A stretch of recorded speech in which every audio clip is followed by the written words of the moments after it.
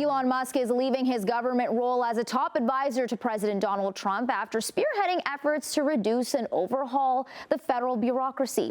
His departure, announced yesterday evening, marks the end of a turbulent chapter that included thousands of layoffs, the evisceration of government agencies, and reams of litigation.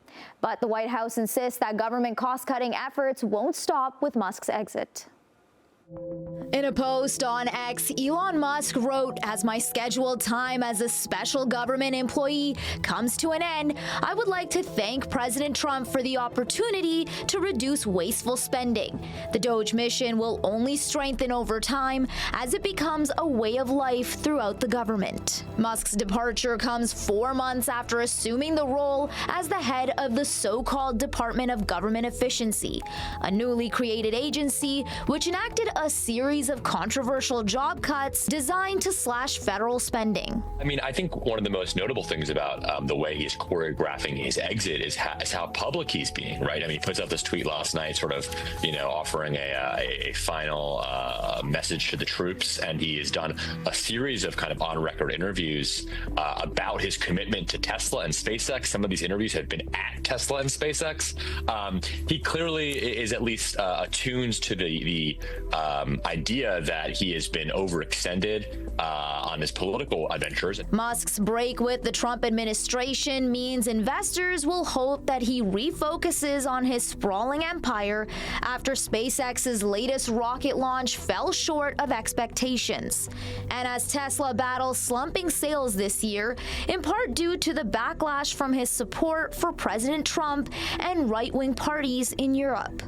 The move comes one day after CBS released part of an interview in which Musk criticized Trump's so-called One Big Beautiful Bill. I was disappointed to see the massive spending bill, frankly, which increases the budget deficit, not just decrease it, and undermines the work that the DOGE team is doing. The tech tycoon dramatically reduced his target for cutting spending from $2 trillion to $1 trillion to $150 billion, and increasingly expressed frustration about resistance to his goals. Sometimes he clashed with other top members of Trump's administration. Musk occasionally seemed chastened by his experience working in government. "The federal bureaucracy situation is much worse than I realized," he previously told the Washington Post. "I thought there were problems, but it sure is an uphill battle trying to improve things in D.C., to say the least."